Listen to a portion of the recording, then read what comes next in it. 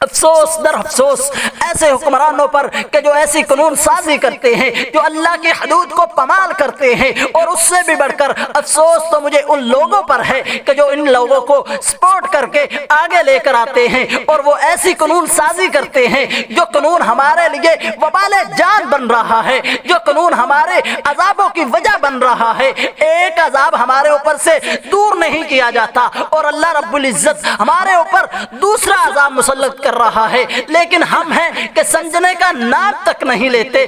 میرے بھائیوں، ہاتھ جوڑ کر اپیل کرتا ہوں، واللہ اللہ کی قسم ایسے لوگوں کو سپورٹ نہ کریں جو قیامت کے دن تمہارے لیے شرمندگی کا باعث ہوں، جو تمہاری نسلوں کو برباد کر رہے ہیں، آنے والے تمہارے بچوں کے دشمن ہیں۔ اور میرے بھائیوں، کیا ہو گیا ہے؟ جو اللہ کی حدود کو پامال کرے اس قوم پر اللہ کے عذاب نہ ہوئے تو اور کیا ہو، اللہ کے عذاب ہی آنے چاہیے ایسی قوم پر کہ قوم کس طرف جا رہی ہے کوئی فکر ہی نہیں ہے۔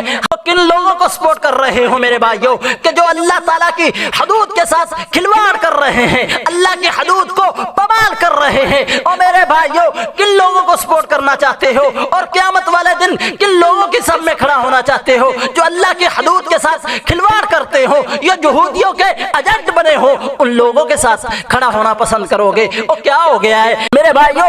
گناہ تو آخر گناہ ہی ہے، کوئی چھوٹا سا گناہ بھی ہو اتنی جرت کے ساتھ، اتنا بے خوف ہو کر، اتنے بے ڈر ہو کر اس گناہ کو کیا جائے تو وہ بھی گناہ کبیرہ گناہ بن جاتا ہے۔ لیکن ہم جنس پرستی تو شروع سے ہی اتنا بڑا گناہ ہے کہ جس کی وجہ سے پہلی قوموں پر عذاب نازل کیے گئے، ان کو تباہ و برباد کر دیا گیا۔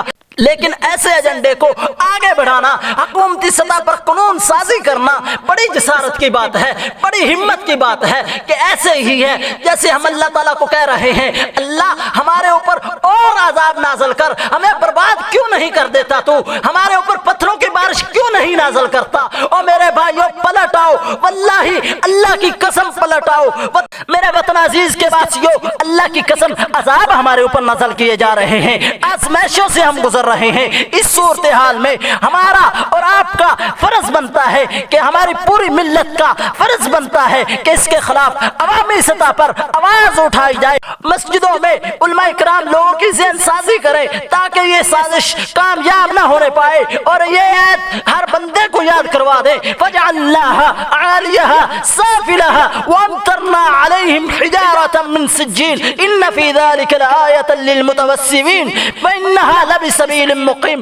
اللہ تعالیٰ کے جب عذاب آتے ہیں پھر اللہ تعالیٰ یہ نہیں دیکھتا کہ نیکوکار بھی اس میں موجود ہیں۔ اور میرے بھائیوں، اللہ کے عذاب مسلط ہو رہے ہیں، واللہ پلٹ آؤ، ان لوگوں کے خلاف اٹھو۔ اور میرے بھائیوں، اگر آپ حکومتی سطح پر کچھ نہیں کر سکتے لیکن آپ اپنی آواز تو اٹھا سکتے ہیں، آپ قیامت والے دن مجرم تو نہیں ٹھہریں گے۔ اگر اللہ تعالیٰ نے اس بارے میں سوال کر لیا تو آپ اللہ تعالیٰ کو کیا منہ دکھائیں گے؟ اپنے نبی کو کیا منہ دکھائیں گے؟ بھائیوں اٹھیے، اللہ کے لیے، اللہ کے دین کے لیے، اللہ کے دین کی سربلندی کے لیے، نبی کی فرامین کے لیے، نبی کی سربلندی کے لیے اٹھیے، اپنے آپ کو پیش کیجئے۔ اگر آپ چاہتے ہو آپ کے اوپر سے عذاب ہٹا دیے جائیں تو پھر اللہ تعالیٰ کے قانون کو نافذ کرنا ہوگا، ان قانون سازوں کو ختم کرنا ہوگا جو اللہ کے قانون کو پامال کر رہے ہیں، جو اللہ کی حدود کو پامال کر رہے ہیں، ان کو آگے سے ہٹا کر اللہ کے قانون کو نافذ کرنے والے لوگوں کو لانا ہوگا۔